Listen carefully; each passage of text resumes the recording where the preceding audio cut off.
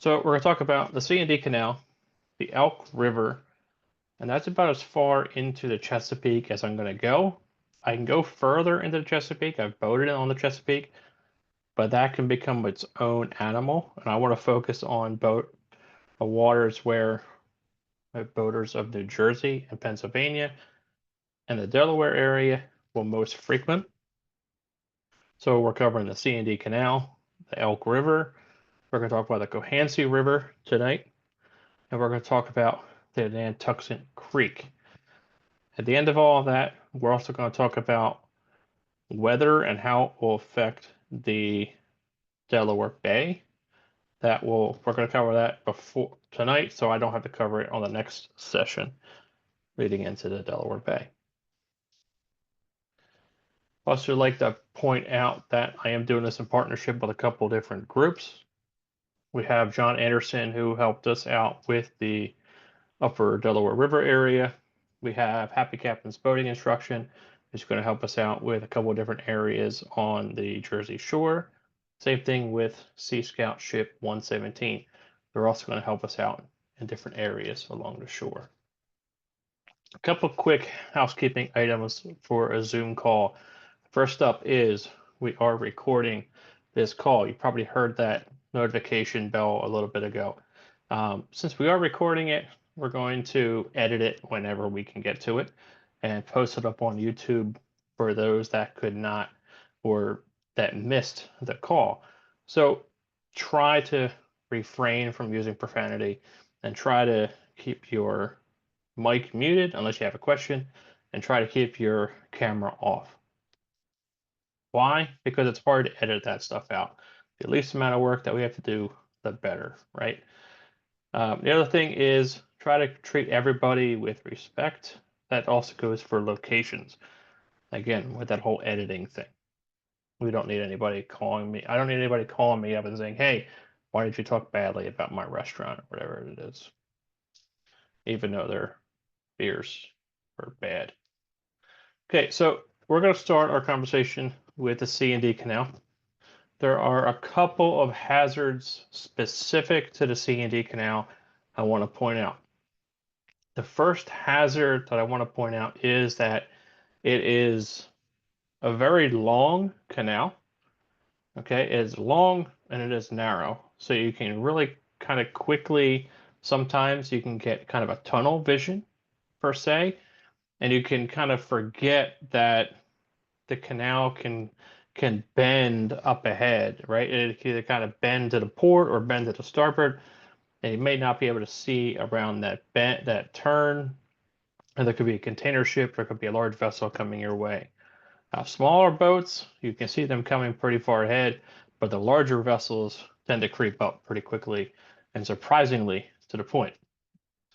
We're also going to talk about the inlet to the Delaware City branch channel. The south side of that is a little tricky getting in and out of there. You need to be able to pay attention to that. Yeah, another one is the going in and out of the Summit North Marina. That can get a little bit tricky. Same thing with the Chesapeake City Marina and Restaurant. That can be a little tricky as well. Okay, so I'm going to now transition to the charts. If it's your first time on the call with us, what I like to do is bring up the chart that we're going to be looking at today. Today, I'm going to be using Navionics. That has kind of become my go-to chart. I think it's going to become my go-to chart as I work up the Jersey Shore, mainly because, I don't know, it's my most comfortable tool to use, and it is really useful. So can everybody see the chart? Did it transition to the chart? Are we not looking at the slideshow anymore? If I can see thumbs up for that, that would be helpful. All right, thanks, Ed. Okay, I saw some other people joined. Thanks, Don. Thanks, Kyle, for joining us today.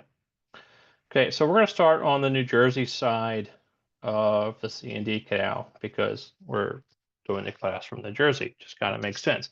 So we're going to be going from the north side, south side. of the C&D Canal. As we look at it, I mean, it looks pretty small, but it is really long here, right? I mean, it goes, I don't know what the exact mileage is on this, but it is pretty far. And it's a pretty useful waterway because it literally connects a large, gigantic body of water that we love to boat in, where it's nice and shallow and there's plenty of stripers. For some reason, they call them rockfish in that body of water. And then over to the gigantic Delaware River, where again, there's plenty of stripers, but not so much of abundance. So let's zoom in again to the north side, and we'll start working our way down. Okay, so to highlight the settings on the Navionics app that I'm using today, I'll open the settings menu. Whenever I'm operating the chart, whenever I'm driving it, I'm always using the sonar chart. It used to be called the fishing chart. Now it's called sonar chart. If I slid it over to the nautical chart, watch what happens to all the contour lines on the right side of the screen. It all disappeared. Yes, that did increase the visibility of the screen. It may have cleaned it up a little bit. But sometimes you really want to see all those contours, especially when you're going in and out of tight areas. If we slide over to the US government chart, I, I, I don't know what that is. Other map options are not available. I don't know. It broke the stinking thing. So let's go back to the sonar chart. I'm sure somebody will comment on my YouTube video that I did something wrong before I did that. The other thing we're going to do is we're going to have it as a no overlay. This is going to reduce the static on the image because if I zoom out, the land side is all the yellow. All right, if I bring it up to a satellite image, it changes it to the grass. That could be useful and that could not be useful. It's really helpful when you're trying to find sandbars. Okay, if I moved over a little bit, and maybe if we're talking about going into the Salem Basin, right, and I zoomed in right here on this channel marker, we can obviously see where the sand is, where that sandbar is along that channel. If it's not quite obvious, I'll use a annotated here. For some reason, pink shows up better on this when I annotate. It's easier to see here, right? So you can see the brown there indicating that there's a sandbar. But as we're operating, driving our boat, it's going to burn up that battery power. It's going to suck the battery right out of your iPad if you're out on the boat. So try not to use the satellite imagery while you're actively driving the boat. If you're going to be planning your trip, feel free, absolutely using it. Another option you have is this reef shadowing. I don't use this often because for me, it looks really weird. It just kind of changes the colors, it adds or changes the water to a red, a yellow, blue, just kind of switches it around. For me personally, it messes it up on me. I just preference, I like the blue image of the water. Next is a sonar imagery. We'll switch over to that.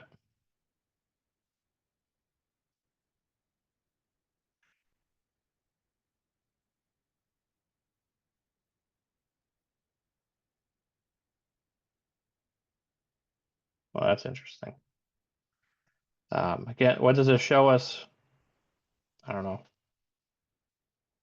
I guess this kind of combines the satellite imagery with the no overlay. So the darker blue, the white, absolute white areas is plenty deep. The darker blues and the actual greens is where on the satellite imagery is that you see land. So that's interesting. All right. Besides that, no overlay. Let's save our. Uh-oh, did I break it?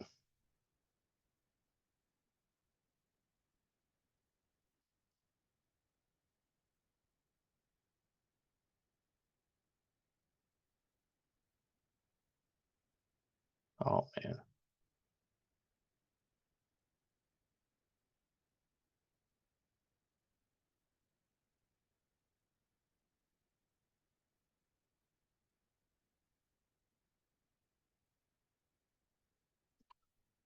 All right, well, we're just going to go with it. So let's go into the C&D Canal. First hazard you're going to come across is as you're entering the C&D Canal, I'm going to annotate it here, but it's difficult to see with all the contour lines, is on this side of the river, I'll use a red color, you have one jetty, and on this side of the river, or on the canal, you have another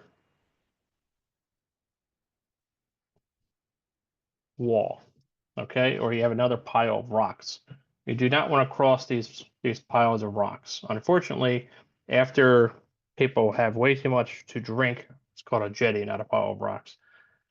After people have way too much fun at dinner time or at lunch, they'll come out of this canal, going back to wherever they want to go, and they come out and they cut this corner way too close, and they come up on these rocks, or they're going south and do the same thing and come up on the rocks. So make sure that you wait until after you pass either red or the green channel markers before you go around those jetties so that you're safe. Okay, let's go into the C&D Canal. I'm going to zoom in so we can actually see what we're looking at here. This canal is plenty deep for almost every boat that you're going to be driving. If your boat is operating is deeper than 37 foot, I think that, I don't know, you must have a cruise ship or something, but you should have plenty of water to operate in here. Okay, if I'm painting too fast for anybody, let me know. Let me know with a hand or something. I might not see it because I might not be looking at the screen. I'm looking at the chart. Let's go to the settings so it's easier to see.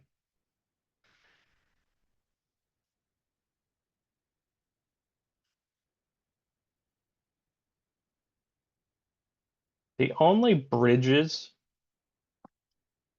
that anybody tends to have a problem with is the railroad bridge all the way up by Summit North Marina. And that only tends to be when you have a large sailboat with a really tall mast. Other than that, I don't think you have to worry about any other bridges along this stretch of the river. You do, or you should be mindful of the piles. If we zoom in here, I'll annotate, I'll draw a circle around them. One here, one here, and one here. Okay, these are telephone poles with lights on them. They're hazard lights, basically yellow strobing lights indicating, hey, there's a turn. These are used for the large commercial vessels that are coming in saying, hey, the canal is slowly turning. All right, don't run into the edge of the canal. Make sure you don't run into the edge of the canal.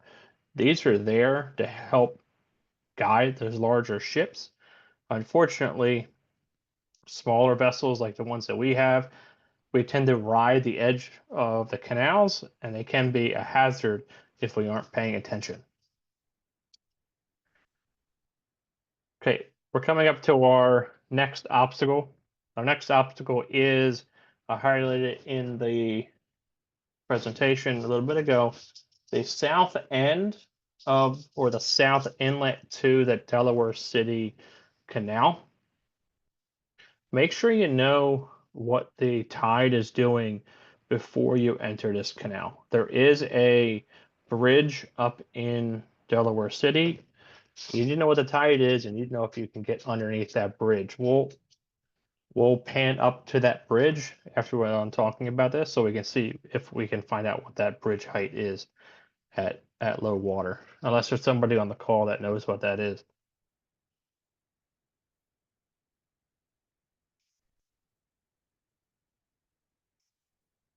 I'll be the first person to claim that I don't know everything.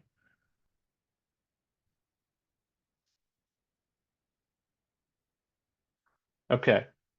Um, My personal rule of thumb is, let's count how many piles there are here. Okay, so we have, I'll change the color here so we can see. This canal comes out, basically comes straight out, right? But we have these depth contours that we have to watch out for. We have this big sandbar, and we have these piles, these telephone poles. We have a telephone pole here. 1, 2, 3. Okay. I like to aim, personally, that's what I do. I like to aim for this one. Okay. Either what I would do is if I'm coming in or out, I will slide right along this edge, coming in or going out. It doesn't matter if I go on either side of that pile, just so long as you don't hit that pile. That's my target when I go in and out of that, in and out of that canal. Personally, that's how I do it. If there's somebody else on a call that does it differently, that's fine. You can also, because when I'm usually going in and out of that canal, I'm zooming out here, so you can see usually what I'm doing is I'm coming either up from the Chesapeake City Inn or different restaurants, and I'm just sliding in and going up to the Delaware City, right? Or what I'm doing maybe is I'm coming down and I'll take this route and in, right? So maybe I'll split the difference here between, I don't like that color, it's hard to see on the map chart.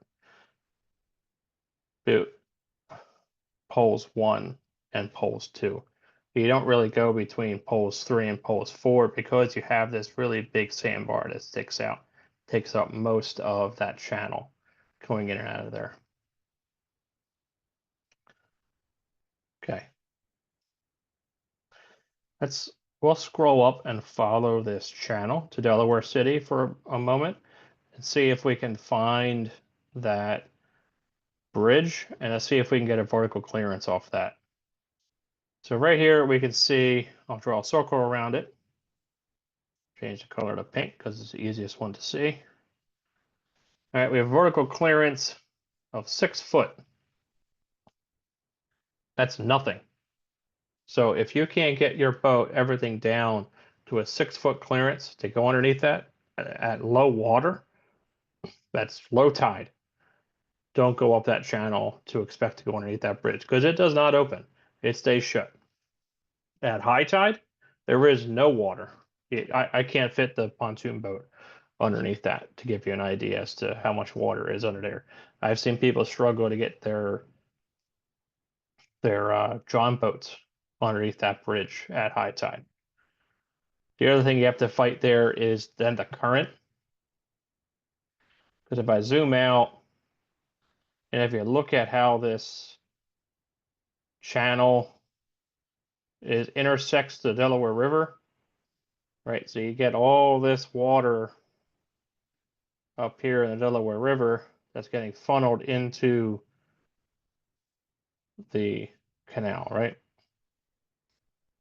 And it can go pretty fast through here. Or it could be going the opposite way and getting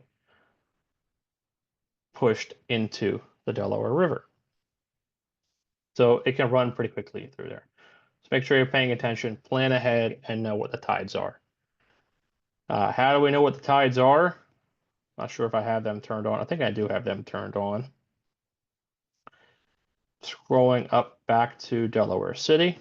Up here in Delaware City, there is this object that looks like a, I will circle it so you can see this object right here.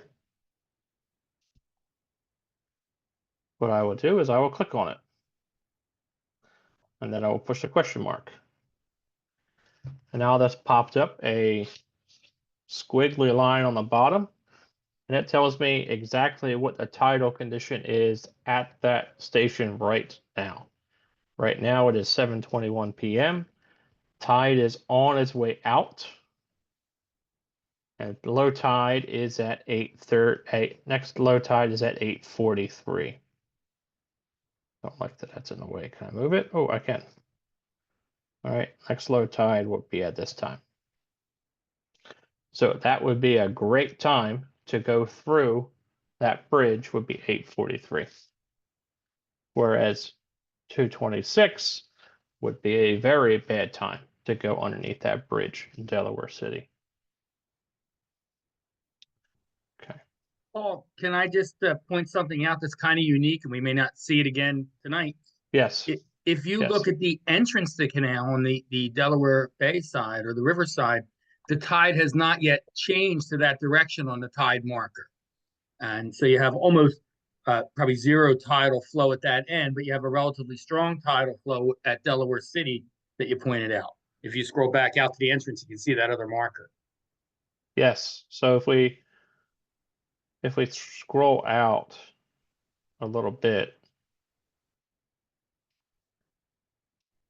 and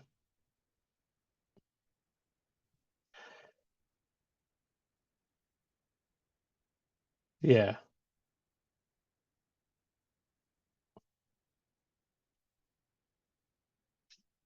Yes. So what?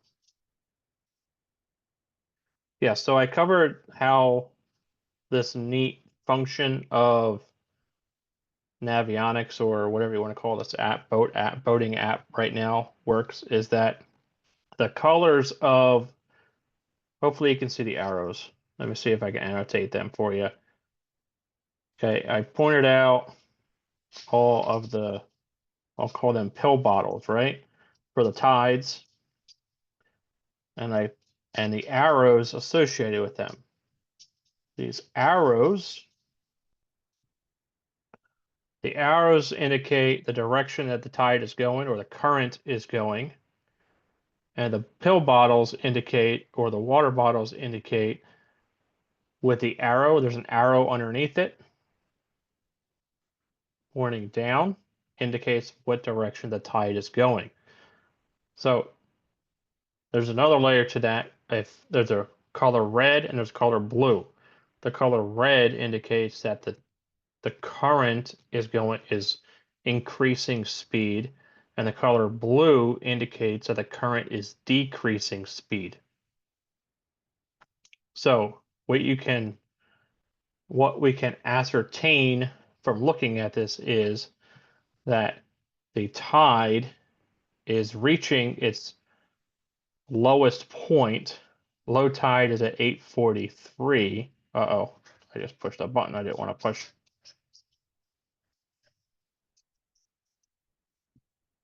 That's a wonderful part about using an iPad. There's all sorts of buttons that you don't want to push.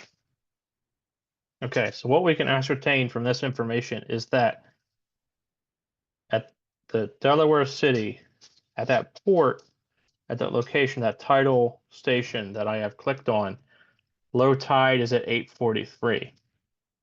And the current is moving swiftly next to it.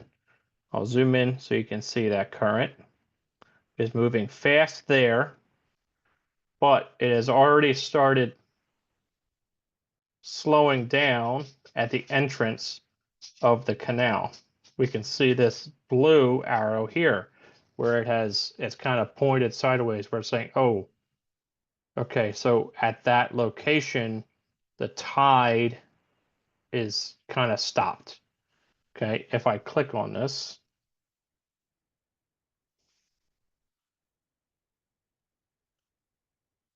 this says 8:27 is low tide. Okay, so the current here is like at a null, a no movement at this point. It's just kind of moving up and down. Really isn't going to move much further. We're talking a 0.92. You can see here on the left. Okay, on the left. If I scroll this to low tide, going to 0.74. 0.92 to a 0.74. I mean, that's 6 inches, not much, right? Not even 6 inches, 3 inches, if that. We're talking about a quarter of a foot. So that's 3 inches. If half a foot is, yeah, 3 inches. Not much. So the current there is not moving much at all. And I'm leaving the marker at low tide 827, and then I can zoom out and slide up. I don't want to get caught on this too long.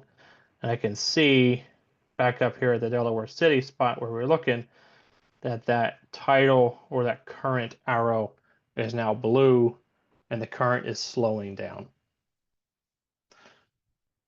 You can use this really neat tool to really play with your currents and really fine tune when you have that current behind you to your keel when you're going different places. If you're operating a trawler or a boat that doesn't go above 10 miles an hour, or a sailboat that doesn't go above 5 miles an hour, and you're leaving Delaware City, a lot of times what you want to do is you want to make sure that you time this appropriately so you have the current on your keel pushing you all the way down to Cape May. If not, you get like an extra half a day in the Delaware Bay, if not more. Okay. Thanks, Ed, for pointing that out. Okay. Sorry to go down that rabbit hole, anybody. Let's get back on track on the C&D Canal. It's going to plop us anywhere on the canal. And we're just going to keep sliding south, I guess, on the canal. And first thing here we come across is the Conrail Bridge. This is that train bridge I mentioned is the lowest point kind of on the canal. We can see here, oh, so back out. It says closed 45 foot. If I have to annotate that, I will. That's right here. And it says open 129 feet. So a lot of times you'll see it just sitting there open, waiting for some tugs to come through, or a sailboat will have to have it raised in order to get their mast underneath it. I've even seen some cruisers have to open it up to get their yacht through there. Okay. Let's talk about Summit Marina. Summit Marina does have some hazards associated with it. This tends to kind of be, let me zoom out so you can kind of see where we are in relation to the canal. I don't have a ruler in my hand, but if I was to guesstimate, I would say this is roughly the middle of the C&D Canal. Okay. In my annotations, we are here. Okay, that's the Summit North Marina. So from this way to this way is roughly the same distance. That being said, the energy gets tied up on this bend. And if any of you have ever traveled through the C&D Canal in this spot, you have experienced this kind of phenomenon. Right as you go around this bend, and you can see on the contours, it's kind of outlaid for you here, right? Let me highlight the contours. Go away thing, move up there. All right, you can see the contours are kind of shaped like this. All right, but at the same time, we will find that pick a color, orange. The wave pattern gets really weird in this location, right? We'll come across, and the wave pattern is something like this.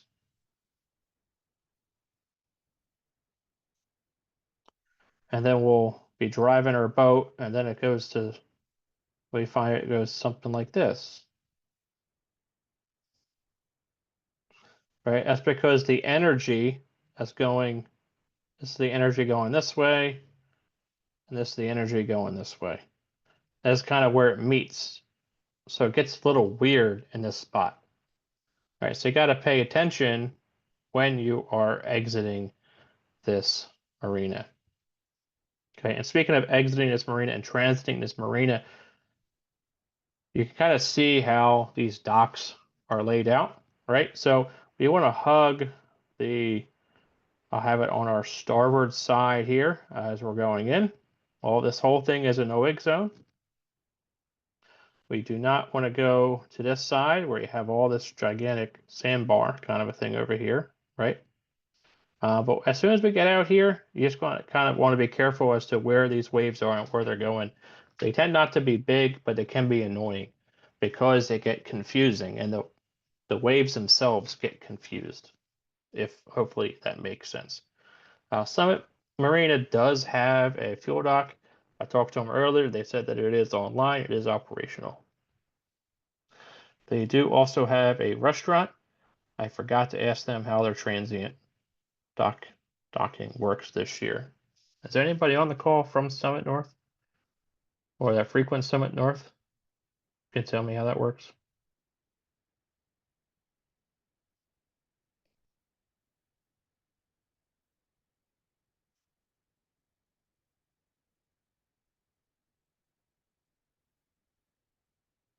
If you want to go up to Green. I know how to go there if I want to go there by car. I know how to go there if I have a boat slip.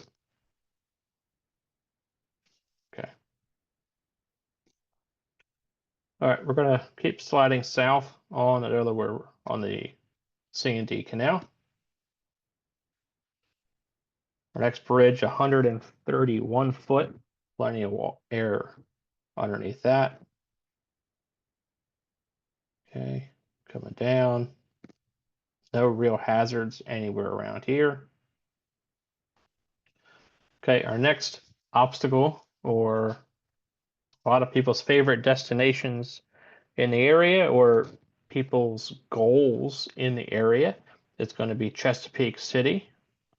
Okay, we have Chesapeake City and we have Schaefer's right here. I will zoom in on this. So, where did I leave the annotation thing here? Up here in this area is Schaefer's. And in this area is Chesapeake City. Let's start by talking about Schaefer's. Schaefer's is the easiest to get to. Well, you have to have some skill when operating it, when operating your boat. I say skill because we have the current, right? You have the current going in and out. Doesn't matter what time of day it is, all right? Unless it's exactly high tide or exactly low tide, you're going to have a current going either one way or the other way or the opposite way on this canal. If you're going to be approaching the canal, approaching them, give them a shout on the radio. If I can pick the right one. You click on. One thing I do like about these apps is, I'm not sure if you just followed that, but all you have to do is click on something. It brings up a question mark. Then you click on a question mark, and then it can bring up all sorts of information, right? So Schaefer's, as you approach the dock, you can reach them on your VHF radio on channel 16. That's really helpful. If you want fuel, reach them on channel 16. You just say, hey, I'm here to get some gas, and they will walk you through where they want you to dock. Same thing if you're going over to get some food. They will tell you where to dock. Don't just pull your boat in and think that's where you want to dock. They will move you. Okay. Now let's talk about the Chesapeake City Anchorage area and marina and restaurant. Okay, every time I come in here, I think I run aground. I think it's kind of a rite of passage. As we approach this area, what we want to do, just to kind of show you how this works. Okay, I clicked on something, it brought up a question mark. I waited too long. Press a question mark. Let's find out Chesapeake Inn, Restaurant, and Marina. It says that it has 2 operating channels, VHF channel 16 and VHF channel 69. You can call them on either or 16 or 69, and you want to do that as you are entering the basin. What do I mean by that? So as you are, get rid of this information and get the annotation thing. As you are entering here, as you are crossing this line, okay, as you're crossing that line, you want to tell them who you are. It doesn't matter if your name is Joe, Bob, whatever it is. At that point, your name is a 30-foot white cabin cruiser. That's your name. And then they're going to tell you, hey, you're going to go to this dock or that dock and how you're going to get there. And they will have, usually they will have a dock hand come out and meet you where to dock. Okay. If you are not staying or going to the restaurant or going to the marina, there is an anchorage over here on the right side of the screen. So this area is the marina. And this area is the anchorage basin.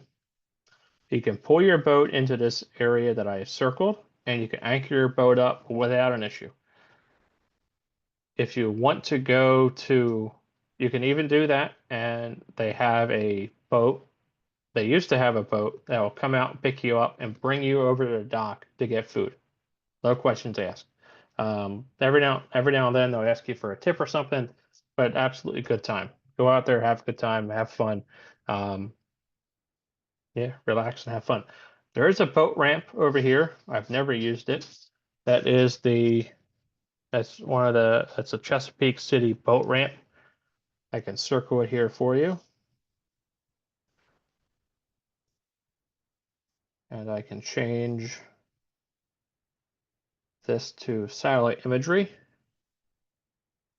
Poof, and you can see it. I do know it gets really busy. I can tell you that much. But I've never used it. Okay, let's get rid of that satellite imagery. So we can see what we're doing. All right, let's zoom out. In this area, Schaefer's has gas, but Chesapeake City does not. Let me zoom, let me slide this over here. Everything on the screen, right about there. Everything on the screen right about there is in the wake zone. The entire thing. There's a whole lot of stuff going on, a whole lot of commotion. You need to be able to slow down, pay attention, and react accordingly. If you don't slow down, somebody's going to throw something at you. Could be a beer bottle, could be a person, but just pay attention. Make sure you know what you're doing. All right, I'm going to keep going south on the Chesapeake, on the C&D Canal.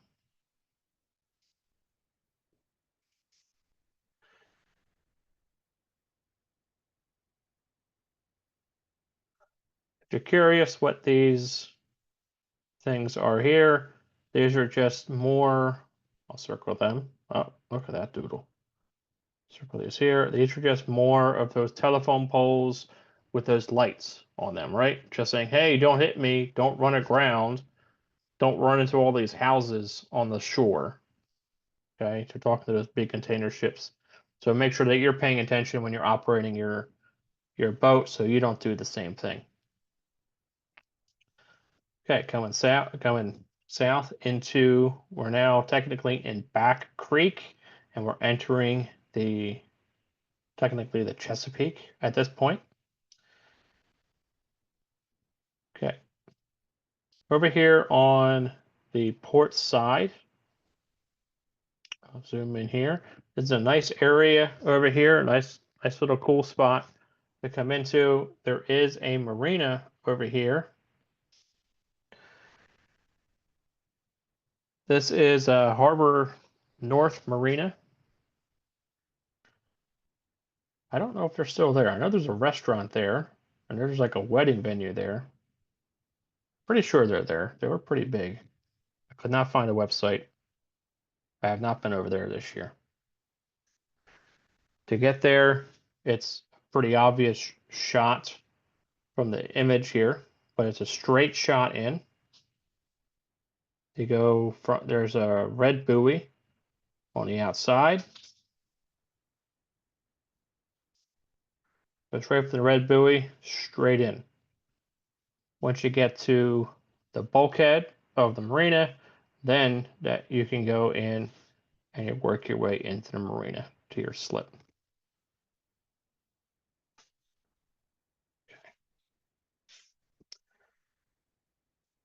Okay, we're going to work our way north here.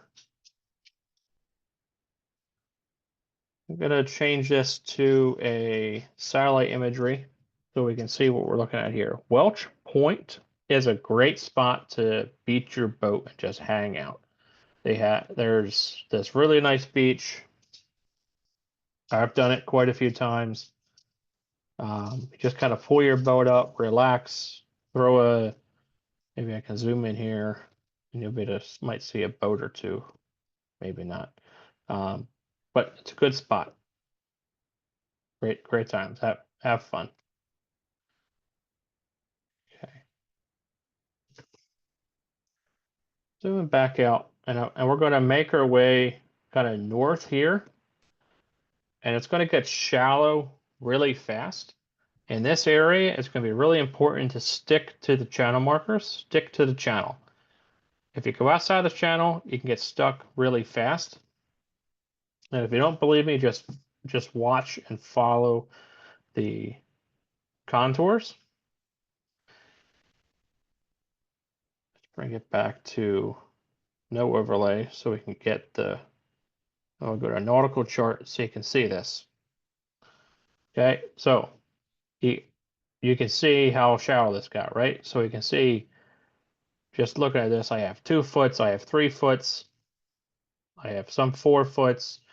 If you're not paying attention to this, I have 1 foot. It gets shallow really quick.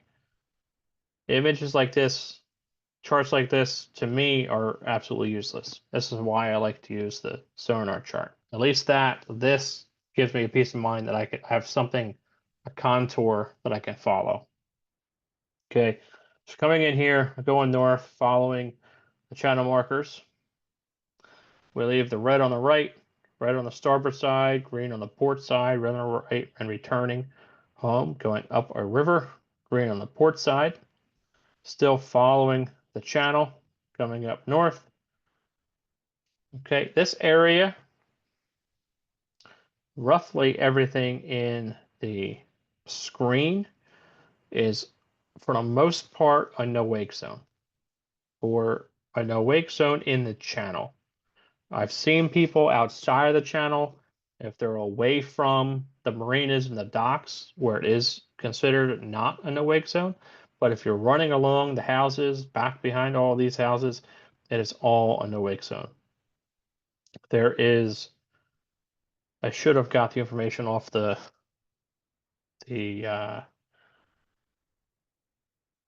no wake buoy the last time I was down there, but there is actually a speed limit on the buoys down here. Once you get into the Chesapeake Bay, this isn't something you see in New Jersey waters, but they actually put like a 5 mph and a 10 mph speed limit max on their no wake buoys. So you got to pay attention to that. And they also put timelines. So they'll say 5 mph on Saturday and Sunday, or 10 miles per hour on holidays or something like that. So you got to make sure you're paying attention and reading these things. Okay, let's zoom in here. Some really interesting things over here. We've got a couple marinas. First marina I'm going to highlight. Okay, then I'm going to go out of order on that list. I'm going to start at the bottom of your list and go up.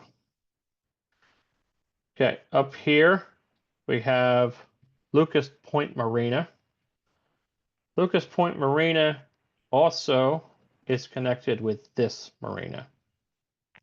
So their website claims they have both properties. The next marina to the south is over here, and this is Dolphin Marina. All these marinas are great. Basically, every single one of them has a ramp, good people, good times. The last marina I'm going to highlight in this area over here is Triton Marina. Triton Marina is, I don't know if you've ever been in this area, but it's an awesome place. They have a great restaurant. I put it in the same breath as Chesapeake City. Good times. If you ever get down here, feel free to just get over there and stop. I will say though that the dock they make you tie up to walk up to the restaurant is extremely sketchy. But other than that, it's good times. The sketchier the dock, the better the food is. Okay. The river does go a little bit further north, but not much, and there's nothing else up there except residential facilities and properties. Okay. If you're looking for tides, there are tidal gauges up here that you can refer to. We can pick it, question mark, and find out what the tidal range is going to be, so you can plan accordingly. All right, now we're going to jump over to the New Jersey side. We covered the Elk River. We've covered the C&D Canal. On previous conversations, on the last call, hopefully I'll get that edited and out tomorrow. I covered this stretch of the Delaware River. We covered the Salem River. We covered this area. And I would like to cover the Cohansey at this moment. So we're going to zoom down in on the Cohansey River. The Cohansey can be sometimes tricky, sometimes not, mainly because we have this sandbar directly at the bottom of it. A lot of people, if they've never been to up the Cohansey, they kind of don't realize that it's there, and they don't know what they're looking at. Does everybody see this? It just got too small. Okay, so there's a yellow circle with two red lines on it, right? That is, for all intents and purposes, a lighthouse. Okay, it's considered the Cohansey Lights. Let's find out more information about this. It says a black special purpose beacon. Cohansey light having white flashing light with a period of 4 seconds and a range of 8 miles. So you can see that light for 8 miles away. A white top mark shape and rhombus of a diamond. Okay, so that tells you that you're approaching that inlet, if you will. And that light is indicating, hey, there's a river here, and two, there's a sandbar right here. So if you're going near that light, just know that there's a sandbar. If you get near that light, look for the green channel marker going in. So I'm going to zoom back out. I'm going to get my annotation mark here. Okay, I'm going to go from the river straight in. Or we would keep to the river and go around all this shallow area. It's tough to do that because you really have to know where you're going on the inside. So I like to go straight in. I don't like to curve it around. I find that green marker and I just go straight in right along that green marker and I'm in. I think we're awesome, buddy.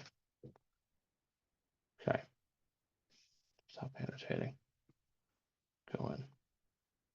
All right. Once you get into as an example, I'll slide this back to the nautical chart and you'll see how shallow it gets pretty quickly here. All right. So we're only talking 3 foot, 6 foot. All right. They're saying it's extremely shallow in the area, but in the channel, you're good to go. Back to the sonar chart so we can actually see something to follow. Cohansey River is going to be pretty obvious once you get in there. Stick to the river and you'll be safe.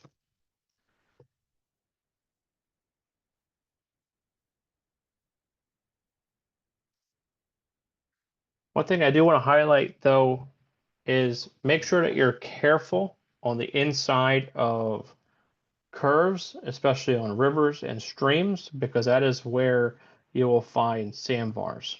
Okay, so if I zoom in on this spot specifically, okay, as we're coming in on this river, right? You find your way in, we're on the river, and we're good. Okay, nice sharp turn, we're good there, no issues. Now we're coming in and we have a nice gradual turn. So on a gradual turn, you want to stay to the outside because that's where all the water goes. If it's a gradual turn, all the silt tends to build up on the inside. You can see this here. So you got all this silt that tends to build up on the inside. Okay, and we'll scroll up a little bit here. All right, here's another gradual turn. The gradual turn, again, the silt grabs on the inside of the turn, goes around, and just kind of builds up. So you want to make sure that you stick, if you're coming in and out, stick to the outside of the turn, coming in and out. Okay, let's go up a little further. We have another turn, and you get a sandbar. You have a turn, and you have the buildup of a little sandbar. Okay, so you just got to pay attention to all those little. It's almost. It's again, you just got to pay attention to it. Okay, now here we go. Here we come across the Hancock Harbor Marina and restaurant. Great place to go and get food. Absolute blast. They have a spaceship there. I don't know if anyone's ever seen that. They have a spaceship, like an alien spaceship. It's kind of crazy looking.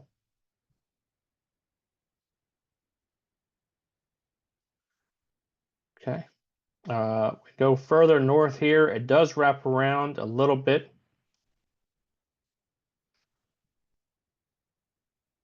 Okay, up here you have Greenwich Boat Works.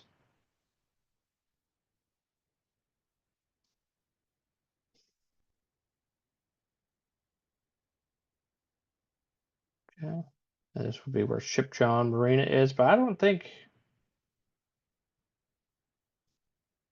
people are awfully quiet on this call. I'm not sure if these guys are in business anymore. Anyone know?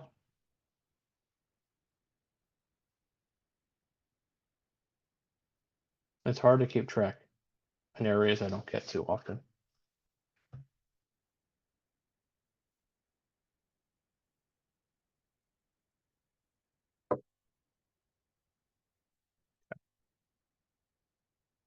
All right, you can't go much above Greenwich Marina. All right, you can't go really much above there. After that, it gets shallow really quick, and you just get pockets of deep. Other than that, unless you're going up there with a small john boat, I do not recommend it. Or have local knowledge. I don't get up there unless you have somebody with frequent knowledge, I would not get up there. Okay. Next area I wanted to highlight is Nantuxet Creek. Let's zoom in on the Nantuxet Creek. Nantuxet Creek, it is a little bit easier to get into than the Cohanacy River, but it's just a little bit more difficult to find. It does have a light going into it. Nantuxet Point light. All right, it's a red, white, red, red, white, red, white special purpose beacon. It does flash. You just kind of have to know it to know where it is. See if there's any other landmarks in the area.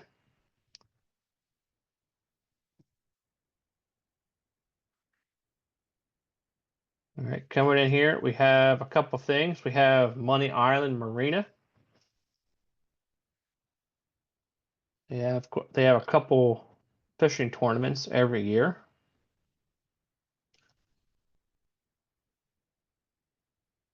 All right, getting in here is pretty straightforward. It's basically a straight run in from the outside.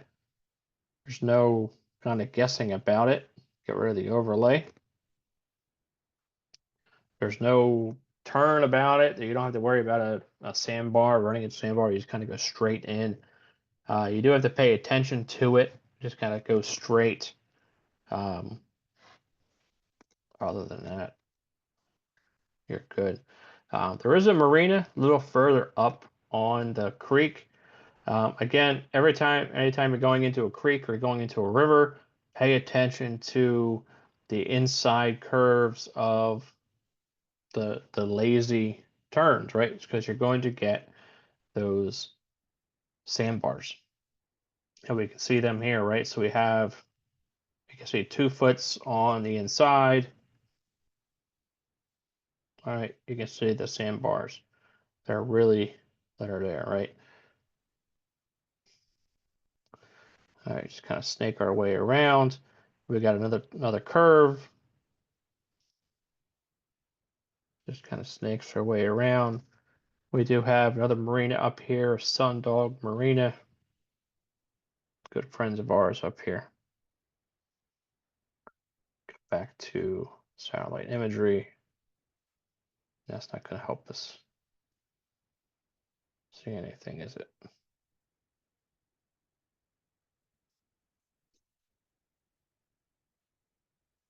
No, it's not going to help us see anything. All right, what's up here?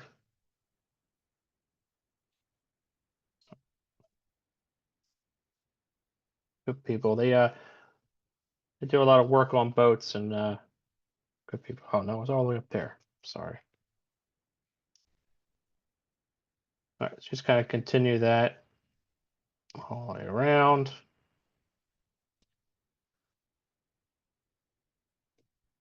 All right, up here, here's Sundog Marina. All right, they got fuel, they got a service station, they have a ramp. I think they have a forklift. Great group of people. We've done some classes in and out of that marina. Good group. Okay, just make sure that you're paying attention on your way in and out. They do get some current in there. So again, just pay attention. Okay, it is 8 o'clock. We can talk about weather. If anybody wants to talk about weather, we can do that. Will not take us much to talk about weather, or we can do that at the beginning of the next session. What does everybody want to do?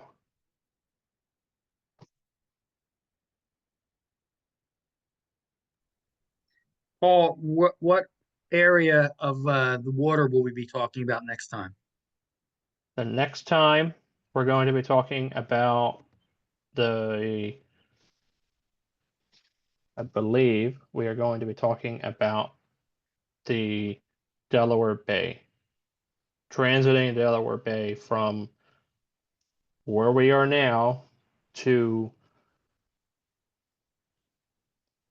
the goal would be to transit to the Cape May Inlet, the inside Cape May Inlet, and everything kind of in between would not be. We would not be talking about entering the rivers on the side per se. We Unless would just anybody be had a different opinion, the Delaware Bay seems to be so prone to changing weather conditions.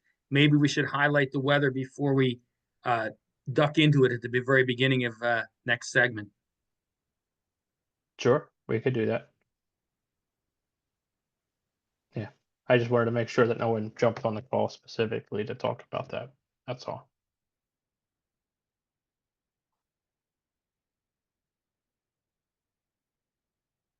All right. Yeah, we'll table the weather discussion for the next conversation next week. Again, the next discussion on the 21st is going to be the Delaware Bay. We're going to talk about transiting from and mainly staying in the Delaware Bay. We're not going to talk about the tributaries or the main rivers coming into the bay at that point.